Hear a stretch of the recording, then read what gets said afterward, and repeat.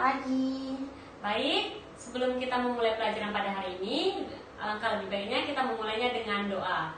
Kepada ketua kelas, dipersilakan memimpin doa-doanya terlebih dahulu. Sebelum mulai mata pelajaran kita ini, adalah kita berdoa menurut kepercayaan kita masing-masing.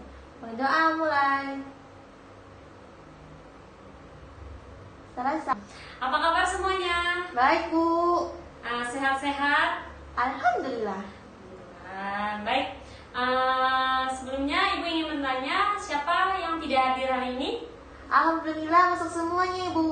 Hadir semua, bagus. Berarti kelas ini siswa-siswanya rajin-rajin ya. Ya. Baik, sebelum kita mulai pelajaran kita hari ini, Ibu minta rapikan terlebih dahulu sisi kiri dan sisi kanannya, ratakan depan dan belakangnya. Pelan-pelan. Sudah, Bu? Sudah? Dah. Baik, kalau sudah, Ibu ingin kalian melihat PPT yang akan Ibu tampilkan. Sebelum itu, Ibu ingin bertanya, siapa di sini yang sudah pernah membaca buku fiksi atau non fiksi? Atau siapa yang tahu apa itu buku fiksi dan non fiksi? Buku Fiksi dan non fiksi. Novel, Bu. Novel, oke. Baik, yang lain bagaimana? Sama, Bu. Sama, baik. Jadi buku fiksi itu adalah buku yang menyajikan kejadian atau peristiwa tentang kehidupan berdasarkan hasil dari rekayasa imajinasi pengarang.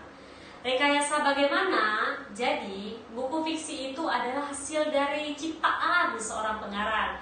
Baik itu dalam waktu dia merenung, tiba-tiba muncul inspirasi seperti itu. Ada yang tahu contoh buku fiksi itu seperti apa, anak-anak? Cinderella. Cinderella boleh. Sudah itu? Harry Potter. Harry Potter juga boleh. Nah, jadi ada bermacam-macam unsur-unsur buku non fiksi. Contohnya ada novel, ada cerpen, ada itu dan lain sebagainya. Jadi seperti itu anak-anak. Apakah bisa dimengerti? Bisa, Bu. Bisa. Selanjutnya itu adalah buku non fiksi. Buku non fiksi adalah cerita yang menyajikan kejadian sebenarnya yang diperkuat dengan fakta dan bukti-bukti, kemudian disampaikan sesuai dengan pendapat penulis. Apa arti maksud dari buku non fiksi ini, anak-anak? Ada yang bisa bantu Ibu menjelaskan? Bagaimana? Apakah ada? Tidak ada. Jadi, artinya buku non fiksi ini adalah buku yang akurat, buku atau peristiwa yang benar-benar terjadi. Jadi dia itu tidak mengarang. Jadi itu dia ketahuan kapan terjadinya, di mana terjadinya, itu sesuai dengan fakta-fakta, bukti-bukti, sesuai dengan kejadian yang sebenarnya tanpa dibuat-buat oleh pengarang. Apakah bisa dimengerti? Bisa, Bu. Bisa. Jadi di sini buku non fiksi ini adalah berita yang sesuai dengan fakta dan bukti-bukti. Siapa yang bisa menyontohkan Ibu? Contohnya Titanic. Titanic. Lebih dari itu. Bagaimana? Ayo. Gak tahu, Bu. Tuh. Titanic juga bisa. Jadi tapi dia itu seperti dia ke cerita daerah. Dia kalau Titanic itu dia masuknya ke bagian fiksi. Jadi contoh dari buku non fiksi ini seperti pernah lihat makalah? Mana, Bu? Makalah, skripsi, tesis, disertasi, biografi orang, pernah? Mana, Bu? Jadi mereka-mereka tersebut itu adalah masuk ke dalam buku non fiksi. Apakah bisa dimengerti anak-anak? Bisa, Bu. Bisa. Baik, selanjutnya kita akan mempelajari tentang struktur buku non fiksi dan fiksi. Jadi di sini siapa yang tahu struktur? Maksud dari struktur buku fiksi dan non fiksi ini apa? Seperti apa? Struktur fiksi dan fiksi itu kayak struktur intrinsik dan ekstrinsik, Bu. Unsur intrinsik dan ekstrinsik. Baik, betul sekali. Jadi di sini di dalam buku fiksi unsurnya itu dibagi menjadi beberapa. Yang pertama unsur intrinsik dan unsur ekstrinsik. Unsur intrinsiknya itu ada tema, tokoh, latar, alur, amanah, dan sudut pandang. Sedangkan unsur ekstrinsipnya itu ada latar belakang penulis dan pengaruh lingkungan.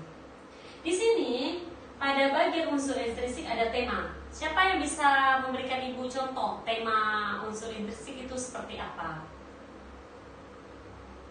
Tidak. Tidak. Jadi contoh dari unsur intrinsik ini, tema itu ide pokoknya yang ingin disampaikan dalam cerita tersebut. Contohnya itu tentang bencana alam, seperti itu. Jadi ide pokok atau pokok pembahasan paling umum. Bisa dimengerti anak-anak? Bisa. Bisa. Yang kedua ada tokoh. Tokoh di sini seperti apa anak-anak? Ada yang bisa menyontohkan Ibu? Jahat, baik. Tokoh di sini adalah pelaku. Betul, jahat, baik, watak atau sikap.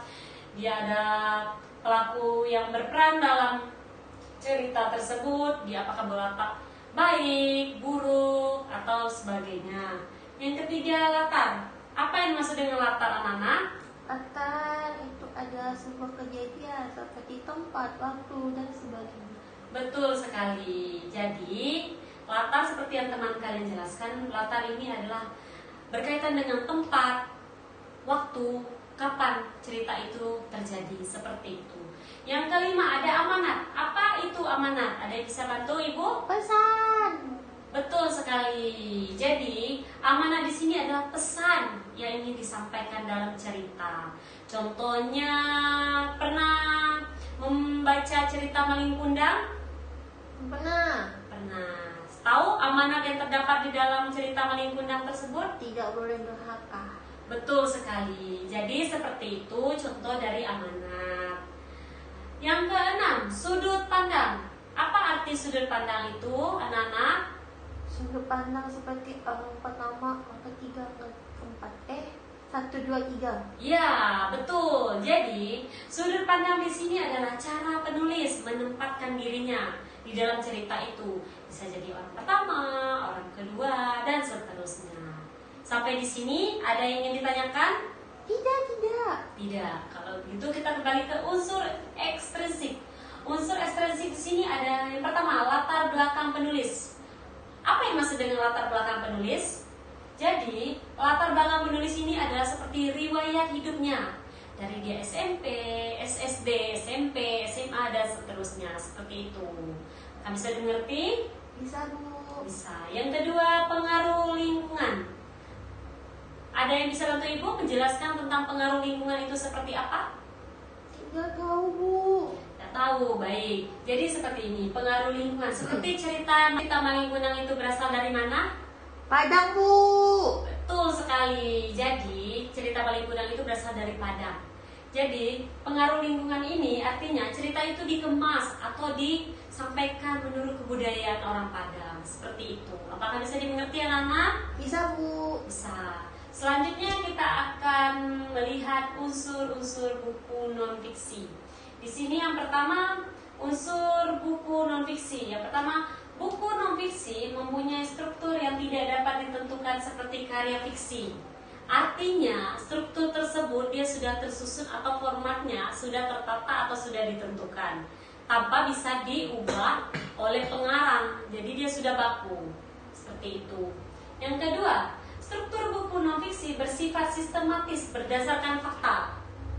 Berarti dia sesuai dengan apa yang terjadi tanpa penulis bisa melebihkan atau mengurangi ceritanya, seperti itu. Yang ketiga, buku non-fiksi diawali dengan pendahuluan. Jadi pendahuluan itu dia memberikan informasi seperti bagaimana peristiwa itu awal mula bisa terjadi, menyampaikan salam, seperti itu. Apakah bisa dimengerti? Bisa, Bu. Bisa. Selanjutnya ada unsur-unsur buku fiksi dan non-fiksi. Baik, di sini ada yang tahu unsur-unsur fiksi dan buku fiksi dan non-fiksi? Tahu, Bu. Unsur buku non-fiksi adalah yang pertama itu sampul, kedua pokok bab, ketiga judul, 4 isi buku, 5 cara menyajikan isi bukunya, keenam bahasa yang digunakan, terus yang terakhir tuh sistematika penulis. Betul sekali. Jadi sesuai dengan yang telah disampaikan oleh teman kalian bahwa unsur buku non fiksi ini terdapat 7 item. Yang pertama ada sampul, ada pokok bab, ada judul, isi buku, cara menyajikan isi buku, bahasa yang digunakan, dan sistematika penulisan. Dari ketujuh ini ada yang ingin ditanyakan anak-anak? Tidak. Tidak ada. Kalau seperti itu kita lanjut ke unsur buku fiksi. Ada yang bisa bantu ibu menyampaikan apa saja unsur yang terdapat dalam buku fiksi ini? Saya. Baik. Yang pertama itu adalah sampul, kedua pokok bab, ketiga judul, keempat tokoh dan penokohan, kelima tema, keenam bahasa yang digunakan, yang ketujuh penyajian alur cerita. Baik, betul sekali. Berikan aplaus untuk teman-teman. Baik, benar yang dikatakan Meanda bahwa unsur buku fiksi ini terdapat 7. Yang pertama ada sampul, pokok bab, judul, tokoh dan penokohan, tema, bahasa yang digunakan, dan penyajian alur cerita. Seperti itu. Sampai di sini ada yang ingin bertanya? Tidak. Tidak. Kalau seperti itu, dikarenakan waktu kita sudah hampir habis, Ibu akan memberikan tugas kepada kalian. Tugasnya silakan catat di buku masing-masing. Ya, sudah Bu. Tugasnya silakan Anda mencari contoh buku fiksi dan non fiksi. Kemudian minggu depan Anda presentasikan ke depan kelas. Oh, Bagaimana anak-anak, bisa dimengerti? bisa Bu. Bisa, baik. Kalau seperti itu, Ibu, apakah ada yang ingin tanya nih dari cerita buku fiksi dan non fiksi hari ini yang tidak jelas? Tidak. Tidak. Kalau tidak ada, Ibu ingin minta salah satu untuk memberikan kesimpulan dari pelajaran kita hari ini. Siapa yang ingin menyimpulkan? Saya. Baik, lanjut kepada Meanda, Ibu persilakan. Jadi, unsur-unsur buku fiksi dan non fiksi itu, yang pertama unsur buku non fiksi terdapat 7. Yang pertama itu sampul, pokok bab, judul, isi buku, cara penyajian isi buku, bahasa yang digunakan, dan sistematika penulisan. Yang kedua adalah unsur buku fiksi. Unsur buku fiksi ini terdapat ada 7. Yang pertama itu sampul, 2 pokok bab, 3 judul, 4 tokoh dan penokohan, 5 tema, 6 bahasa yang digunakan, 7 penyajian alur cerita. Baik, betul sekali. Berikan tepuk tangan untuk Meanda. Baik, mungkin sekian. Ibu ingatkan kembali kepada siswa kiranya mempelajari lagi tentang buku fiksi dan non fiksi, karena buku ini sangat bermanfaat untuk kalian ketahui dan akan bermanfaat untuk masa depan kalian. Sampai di sini sudah jelas semuanya mengenai tugas dan materi kita hari ini? Sudah Bu. Sudah. Kalau seperti itu, minggu depan silakan dikumpulkan tugasnya. Ibu tidak ingin mendengar ada yang tidak mengerjakan. Bisa dimengerti? Bisa Bu. Baik, kalau seperti itu, ketua kelas silakan pimpin doa terlebih dahulu sebelum kita mengakhiri pelajaran hari ini. Oke Bu, baik Bu.